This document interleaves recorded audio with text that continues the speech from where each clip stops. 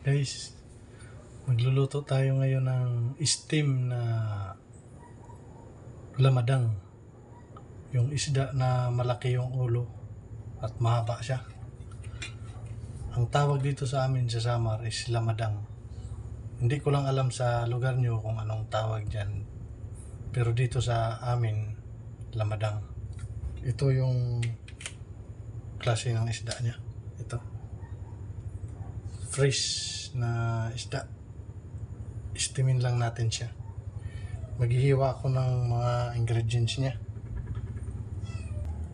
Ito yung ingredients niya. Haba ang sili. At itong tidbits, ilinagay ko na sa bowl. Ihalo natin mamaya. Tapos dahon ng sibuyas.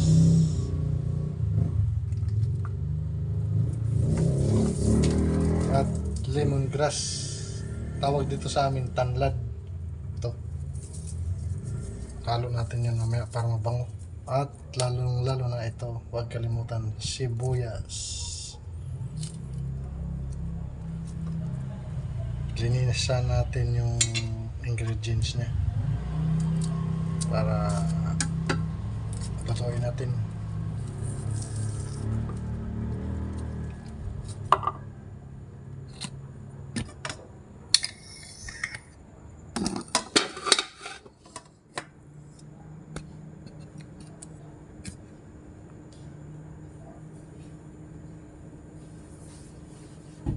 Ito, ang dahon ng sibuyas.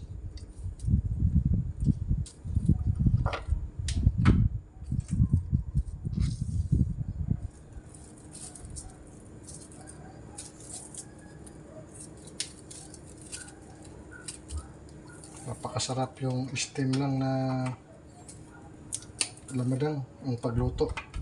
Steam. Walang ibang halo.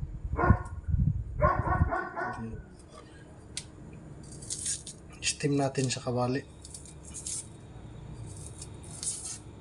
Kaya ibang recipe ito. Kaya tapusin nyo yung panonood nito para malaman nyo kung paano lutuin yung steam. Masarap ito ulamin. Masarap pulutan. Subukan nyo.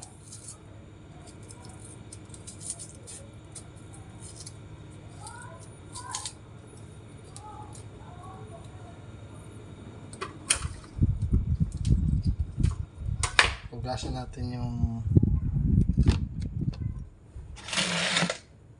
dahon ng sibuyas.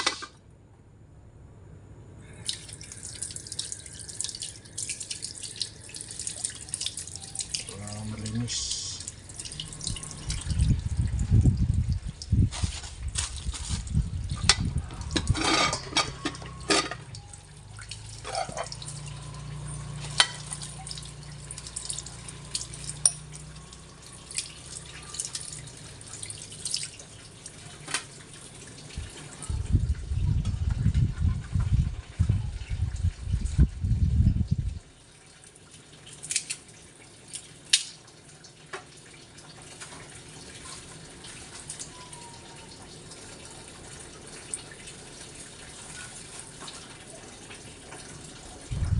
Huwag nyo kalimutan maglagay din kayo ng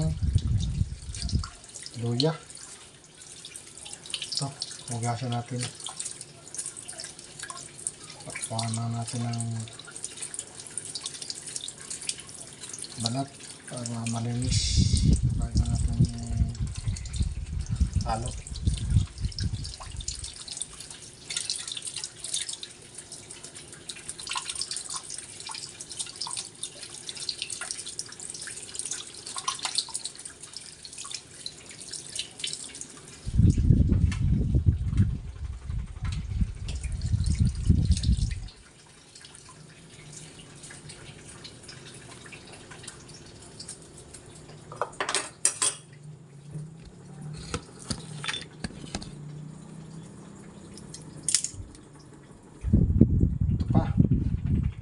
Bawang. Kahit 3 piraso lang na cloves niya. Okay na yan.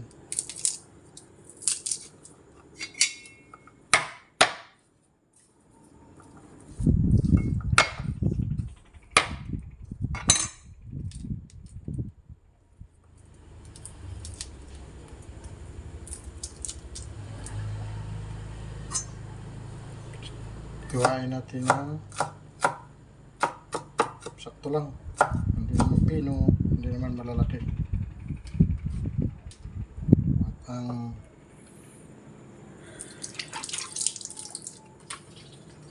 habang sili, hiwain natin ng dalawa.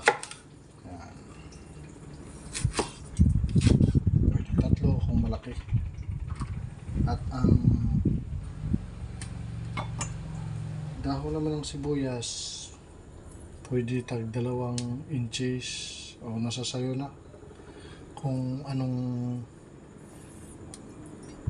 haba ang gusto mo.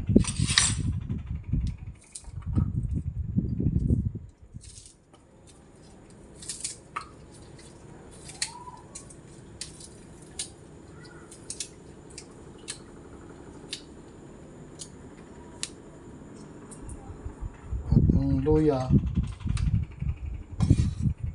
kailangan natin pitpitin. Tapos natin siya ng mahiwa, pitpitin natin siya para magkatas talaga at lumabas yung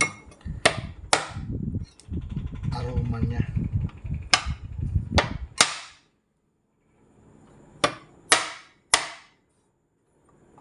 Yung halang, yung anghang, yung lasa.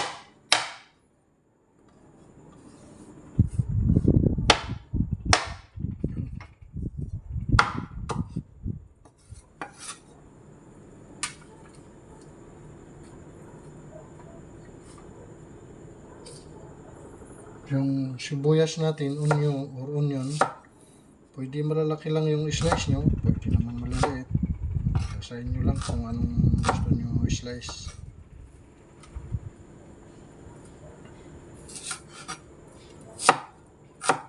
Ako, malalaki lang yung pag-slice ko.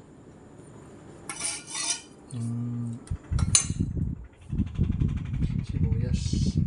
Ito na. At saka yung kuwan pala, lagyan natin ng gulay para mas lalo siyang masarap. At mayroon siyang ibang nakakain, hindi lang yung isda, may gulay pa para lalong masustansya.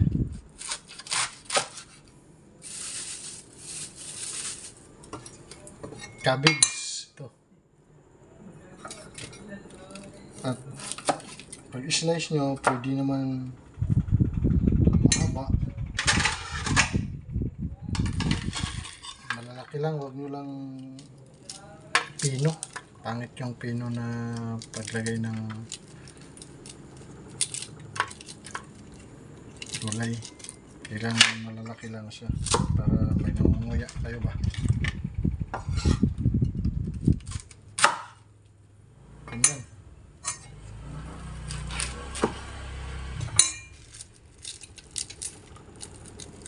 Ganyan lang oh.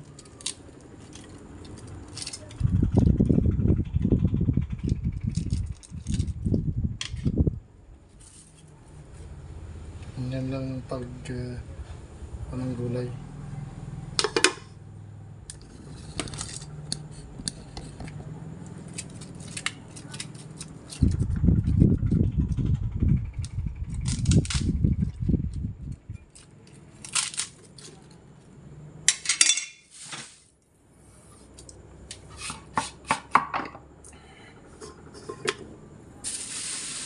Ito na yung ingredients natin.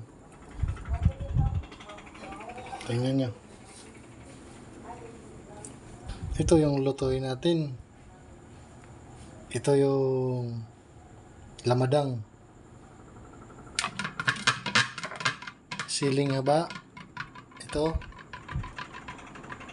Dahon sibuyas. Onion o sibuyas. Bawang. Luya. Buo ng paminta. At ito yung powder na ilagay natin dito bago natin isalang sa kawali. Ganito yan.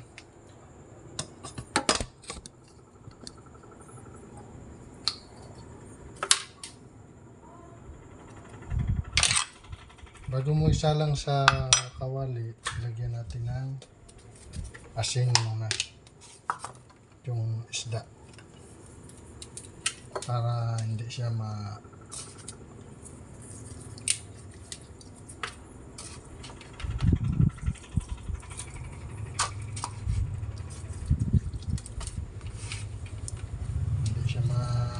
matabang.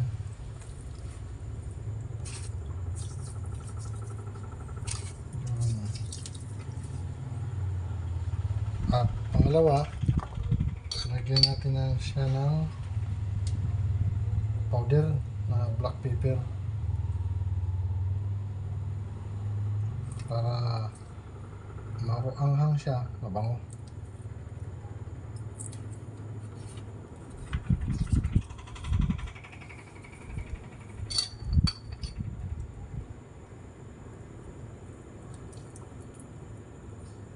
Ayun. Ilagay natin siya sa kawali. Isalansa natin.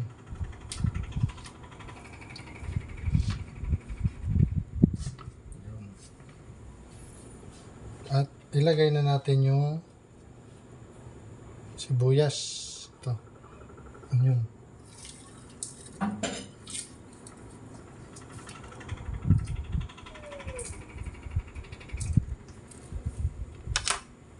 Ilagay natin yung bawang. Lagay natin. Ito. Ganyan lang yung paglagay. Ganyan.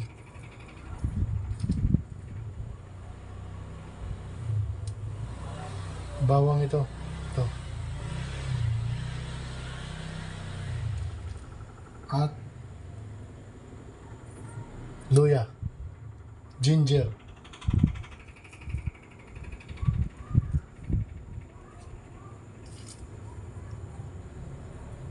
Itong daon ng sibuyas at siling haba, mamaya na pag maluto na siya.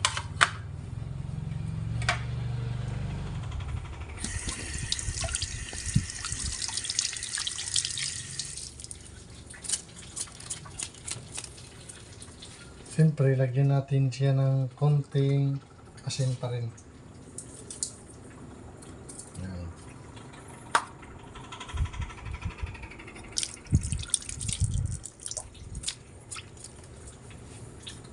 At ang sabaw nitong tidbits, ilagay na natin siya para mas matamis-tamis siya. Matamis-namis.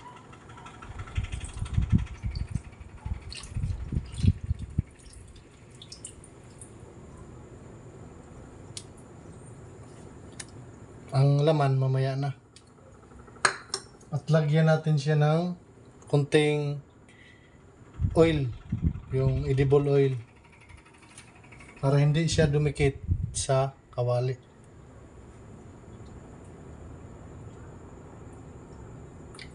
Yan ang purpose ng oil na ilalagay mo, para hindi siya dumikit.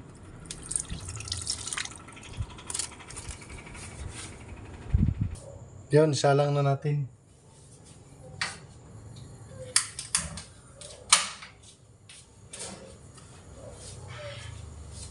Unang salang natin, malakas muna yung apoy para kumulo siya.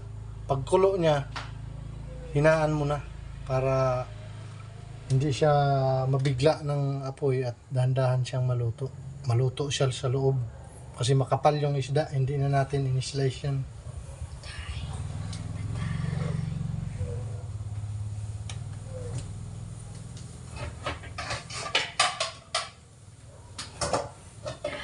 Takipan natin siya. Yan. After 30 minutes, luto na yan. Ito, kumulo na siya. Ilagay na natin yung lemongrass o tanglad para magbango na siya. Ito, lapit natin yung camera.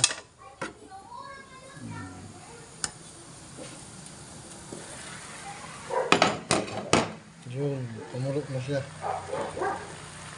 Lagay na natin yung tanglad.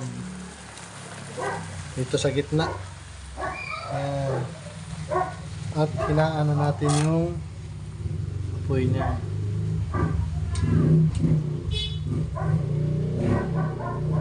Yun. Ganyan lang. Kaya na.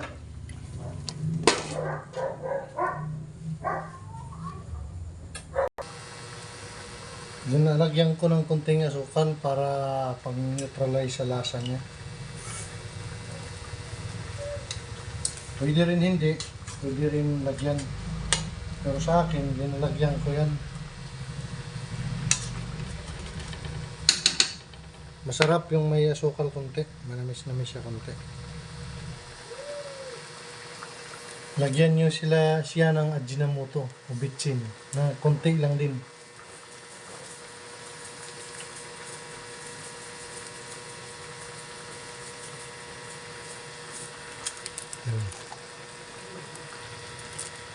Lagyan nyo siya ng Ajinomoto o bitchin, konti lang.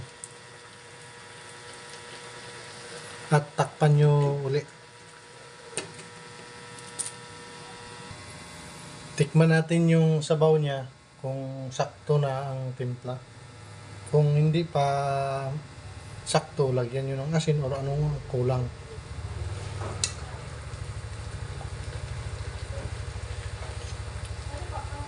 Okay na.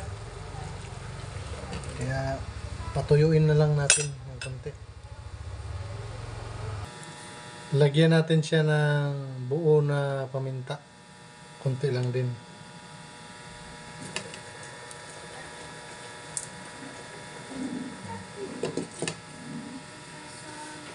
At dahon ng laurel.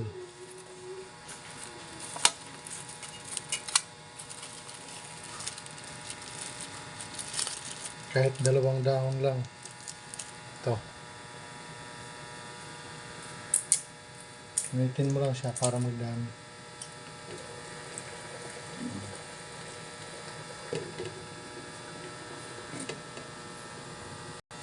Habang kumukulo, ilagay natin itong gulay, cabbage sa taas niya. Palulutuin natin siya, tapos pagluto na, iaho natin uli. Hindi natin isasabay sa gulay. Yun. Yan. Para magkaroon siya ng lasa pa at malagyan natin siya ng sabaw habang may sabaw pa. Pakit pa natin siya.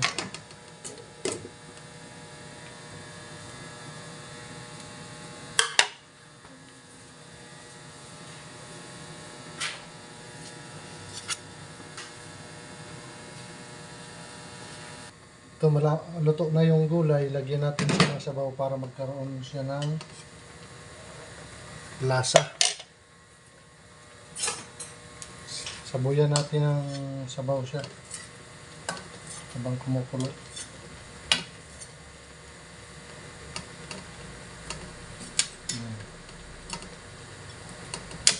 Kasi may sabaw pa yan siya. Matubig kasi itong isda na to. Kaya matagal-tagal siyang humupa yung sabaw niya.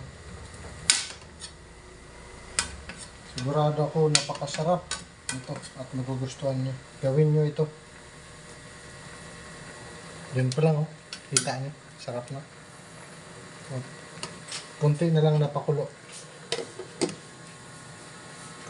Kukunin na natin yung gulay. Kunin na natin yung gulay para hindi ma-overcook. Pero yung isda, hindi pa yan luto. Itong gulay, luto na ito. Mamaya na natin ibabalik ito pag tinanggal na natin yung isda. Para hapok lang ito siya. Masarap kainin. Crunchy.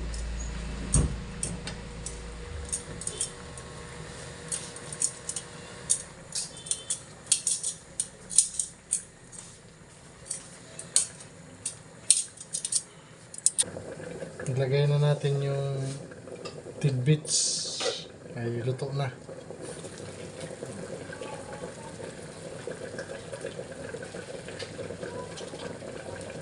beets, itong siling haba.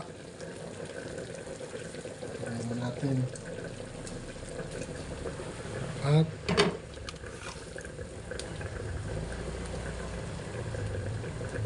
itong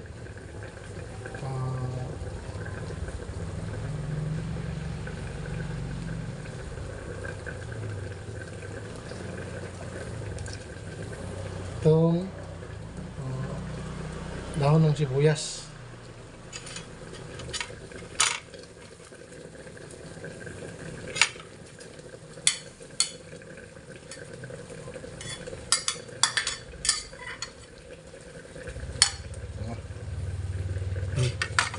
Pakuluin lang natin siya mga 1 minute.